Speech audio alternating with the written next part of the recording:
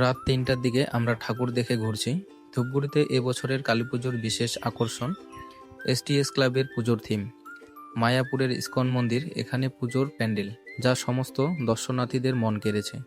এছাড়াও অনেকে রয়েছে বৈরাতিগুড়ি স্কুলের মাঠের কুম্ভ মেলার শান্তি সংঘের ঝা চকচকে সোনালী প্যান্ডেল, যা হোগলা পাতা দিয়ে তৈরি।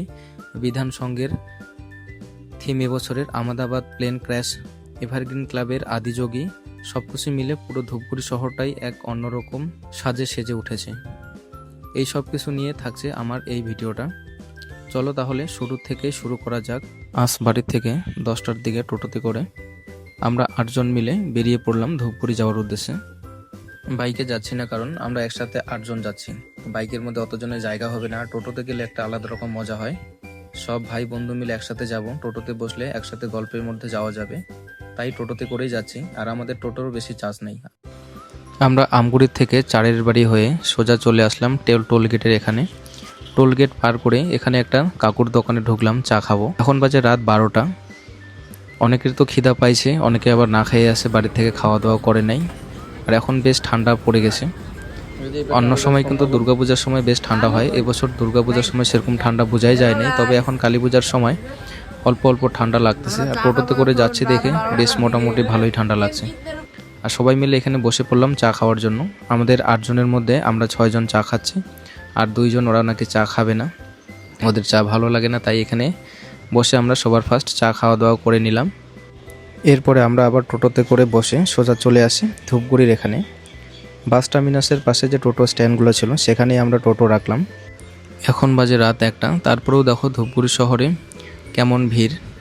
আমরা ভাবছিলাম হয়তো এত রাত্রে এত লোকজন থাকবে না, কিন্তু এই সময়টা তো পুজো মণ্ডপগুলোতে লাইন ধরে ভিতরে যাইতে হচ্ছে। সবার ফার্স্ট আমরা চলে আসি বিধান সংঘের এখানে।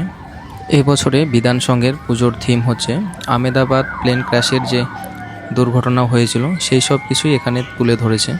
সামনে এয়ার ইন্ডিয়া প্লেন ভেঙে আছে, সেই প্লেন দুর্ঘটনায় অনেকজন নিহত হয়েছিল, সেই নিহতদের রেস্কিউ টিম তুলে নিয়ে যাচ্ছে। সামনে অনেক রিপোর্টার, অনেক লোকজন সেই সব কিছু দেখতেছিল। এই সব কিছু মিলিয়ে এখানকার এই বছরের পুজোর থিম। আর সাথে রয়েছে মায়ের প্রতিমা।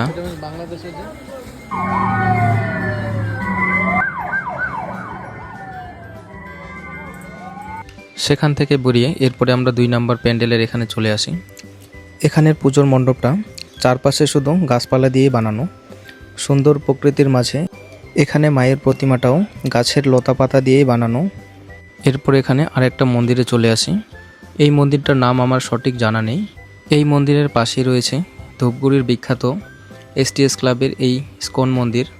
এটাই দেখো কত ভিড়, কত দূর থেকে সেই দর্শনার্থীদের ভিড়, অনেকটা দূর লাইন ধরে তারপরে এই মন্দিরের মধ্যে প্রবেশ করতে হচ্ছে।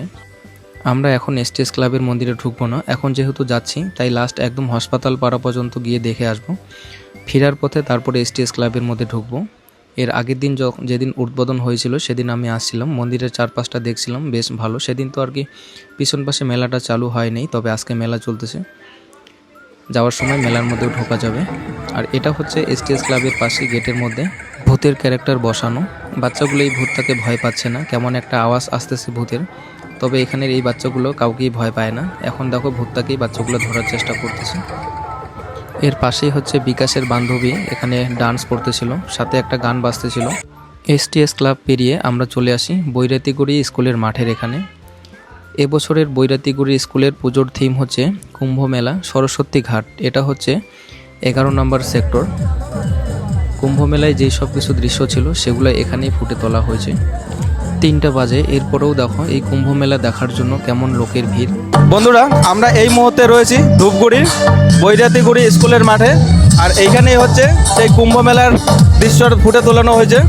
কুম্ভ মেলার এইখানে এই দৃশ্যগুলো দেখার জন্য দেখো এই পাশে কতটা লাইন দিয়ে আসতে লাগতেছে। মোটামুটি ধরো যে সেই 200 মিটার পর্যন্ত লাইন আছে। এই লাইনটা থেকে আসে তারপরে এই মেলার মধ্যে এখানে ঢুকতে হবে। ওই পাশ দিয়ে কিন্তু ঢুকতে দিচ্ছে না, তারপরে আমরা হচ্ছে ভিডিও করবো দেখে একটা দাদা আমাদেরকে নিয়ে আসলো যে এই পাশটা দিয়ে নাকি কাঠের দ্বারায় ঢুকানো যায়। তো দেখি এখানে কথা বলতেছে, আমাদেরকে ঢুকতে দেয় কিনা।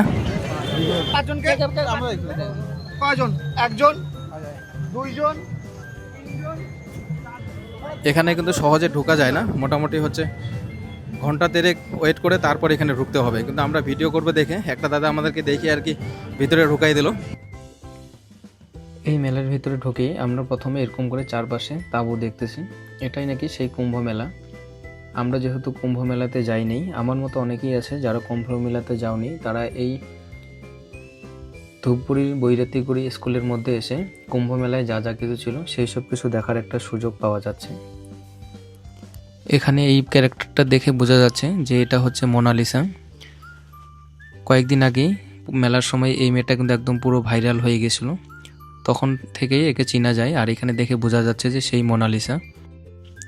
এই কুম্ভ মেলা দেখার জন্য দেখো চারপাশে কত দর্শনার্থীদের ভিড়। এরা সকলেই আমাদের মতোই এই মেলা দেখার জন্য এখানে আসে। মেলার মধ্যে যেহেতু আমরা যাইনি, তবে মোবাইল ফোনের মধ্যে যেটা যেটা দেখছিলাম এখানে অনেক কিছু দেখে বোঝা যাচ্ছে এটা হচ্ছে কাটা সাধু বাবা। কাটার উপরে যিনি শুয়েছিলেন ইনি হচ্ছে সেই সাধু বাবা। আমরা এই মুহূর্তে রয়েছি ধূপগুড়ির এভারগ্রিন ক্লাবের এখানে। এই এভারগ্রিন ক্লাবে এই বছরের পুজোর থিম হচ্ছে আদিযোগী মন্দির। দেখো কত সুন্দর করে এখানে সেই পুজোর থিমটা এখানে তুলে ধরা হয়েছে। এই মণ্ডপের ভিতরে ঢুকে সবার ফার্স্ট আমাদের চোখে পড়ছে অনেক বড় একটা শিবলিঙ্গ, তারপরে সাইড পাশে এরকম অনেক ডিজাইন করে খোদাই করা, যেমন অনেক মন্দিরগুলোতে থাকে সেই সব কিছু ডিজাইন। পাশে হচ্ছে মায়ের একটা সুন্দর অনেক বড় প্রতিমা।